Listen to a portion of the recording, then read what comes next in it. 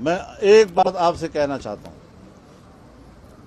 کہ عمران خان کی حکومت کا خاتمہ یہ حکومت کا خاتمہ نہیں ہے، اسی سے پاکستان کو بچایا ہے ہم نے۔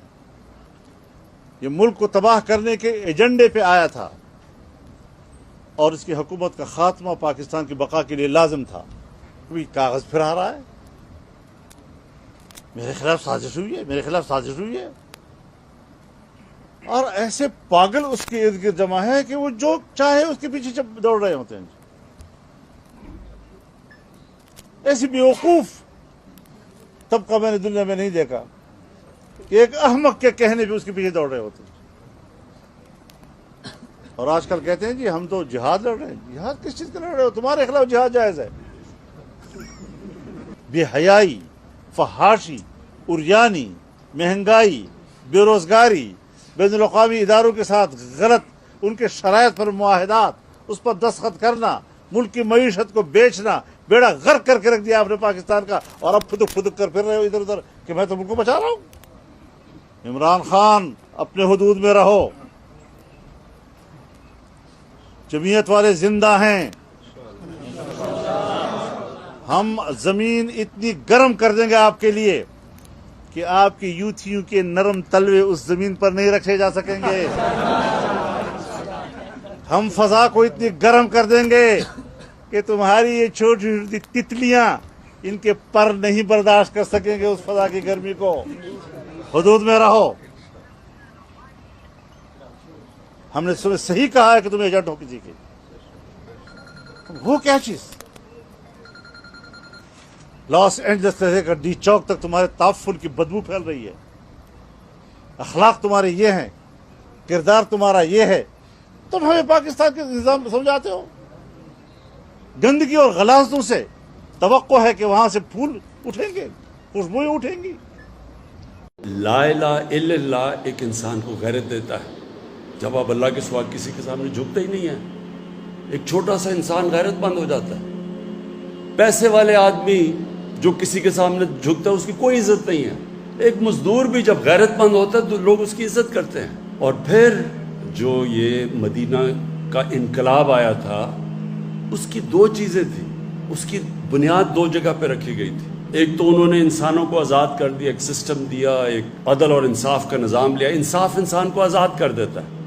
جس معاشرے میں جو حضرت علی کا قول ہے نا، ظلم کا کفر کا نظام چل جائے گا لیکن ظلم کا نظام نہیں چل سکتا، نا انصافی کا نظام اس لیے نہیں چل سکتا کہ جو پاکستان میں ہیں بڑے بڑے مافیا بیٹھے ہوئے ہیں، قانون کے اوپر ہیں، قانون کی بالادستی قائم نہیں ہونے دیتے کیونکہ وہ فائدہ اٹھا رہے ہیں کرپٹ سسٹم سے۔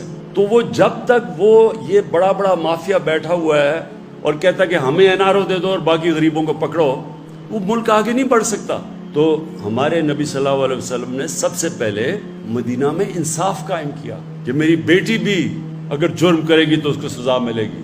اور تمہارے سے پہلے بڑی قومیں تباہ ہوئی جدھر قانون نہیں تھا، جدھر انصاف نہیں تھا، جدھر طاقتور کے لیے کرو اور کمزور کے لیے دوسرا۔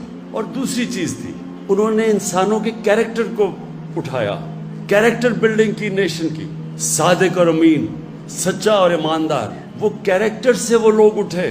کبھی بھی جھوٹے لوگ، ڈرپوک لوگ بڑے قوم نہیں بنا سکتے۔ سچے لوگ، دلیر لوگ، جو اللہ میں، جو لا الہ الا اللہ میں ماننے والے لوگ، غیرت مند لوگ، وہ صرف بڑی قوم بنتا ہے۔ اور وہ ثابت ہے، مدینہ کی ریاست میں وہ ثابت ہوا ہے کہ دیکھتے دیکھتے یعنی جنگ بدر کے 11 سال بعد تو ایک سپر پاور گری اور 13 سال کے بعد دوسری گری ان کے سامنے۔ تاریخ کا حصہ یہ۔ تو میں صرف آپ کو یہ سمجھانا چاہتا ہوں اور اپنی قوم کو، ہم ایک بڑی قوم نہیں بن سکتے جب تک ہم اپنا کیریکٹر ٹھیک نہ کریں۔ ہم بھی صادق اور امین نہ بنیں، سچے اور امانت دار نہ بنیں، انصاف کرنے والے نہ بنیں، کبھی قوم بڑی نہیں بن سکتی۔ جو مسلمان جب پھیلے تھے ساری دنیا میں تو لوگ ان کے کیریکٹر سے متاثر تھے۔ انڈونیزیا اور ملیشیا کے اندر کوئی مسلمان فوج نہیں گئی تھی، وہ ان کے تاجروں کے کیریکٹر سے لوگ مسلمان ہو گئے۔ اس لیے ہم بھی پاکستانی، اور میں کیونکہ ہماری اکثریت نوجوانوں کی ہے، میں مسلسل اپنے نوجوانوں کو اس چیز سمجھاتا ہوں کہ اللہ نے اس ملک کو کسی چیز کی کمی نہیں دی۔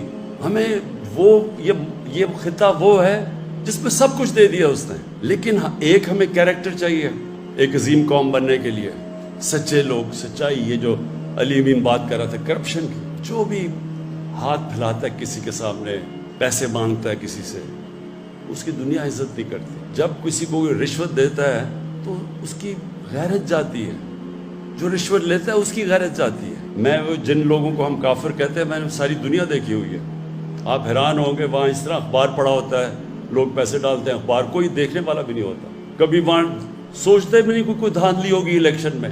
ہمارے یہاں پولنگ ایجنٹس بیٹھے ہوتے ہیں، وہاں ہو رہا ہوتا ہے، پھر لڑائیاں ہو رہی ہوتی، وہاں تو آتا ہے سیدھا ووٹ ڈال کے چلا گیا، کوئی پوچھنے والا بھی نہیں ہوتا، کوئی کہتا نہیں دھاندلی ہوئی۔